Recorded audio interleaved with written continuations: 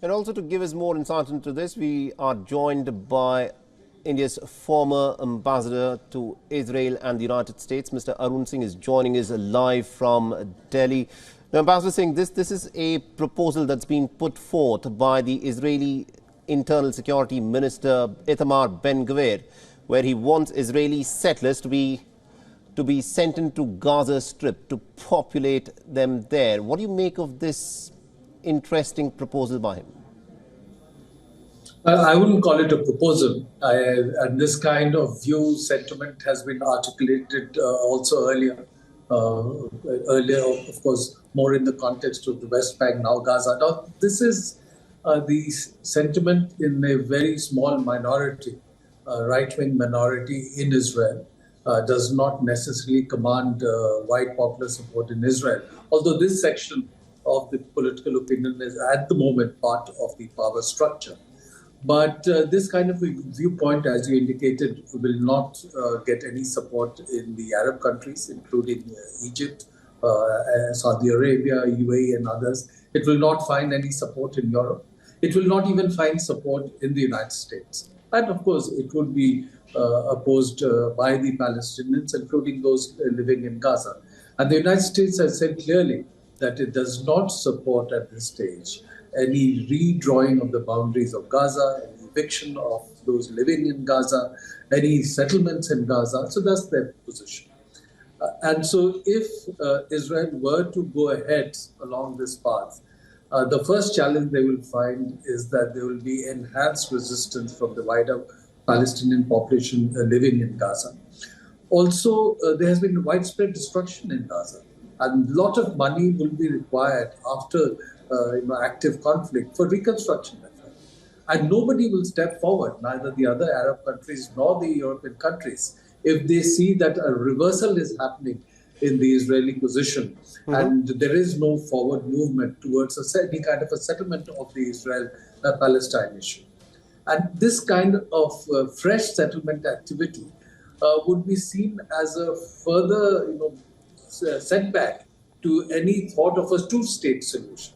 Right. Now, some argue in Israel that two-state solution is not possible. You eventually should need to work for one state. But others argue that if Israel wants to be a Jewish state and a democratic state, it needs a two-state solution. Right. Otherwise, the population of the Jewish people in Israel would be the same as the population of the non-Jewish people.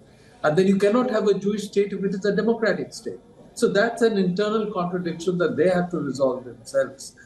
So I would say that it's something that could exacerbate the situation right now. But certainly it's an opinion articulated by a section of the people in Israel, including among the political leaders. Right. Ambassador, you've brought up some very interesting contradictions in terms of this two-state solution, one-state solution, what happens to the Palestinians and the illegal Israeli settlements on occupied Palestinian territories. The question that I want to ask you is, for a two-state viable solution to actually happen, what should become of these illegal Israeli settlements that have just cropped up and mushroomed up on Palestinian lands?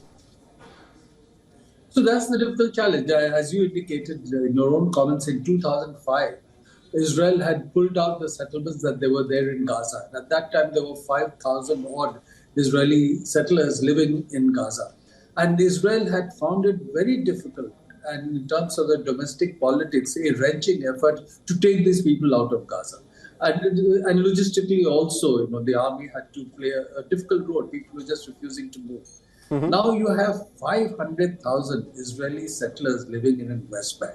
True. So physically, in terms of the current situation, for Israel to relocate all 500,000 people from West Bank and East Jerusalem to what is internationally recognized as Israeli territory is going to be very, very difficult. So many have argued that leaders of Israel, leaders in Palestinian areas have to find a way out of this situation, where new facts on the ground have been created post-1967.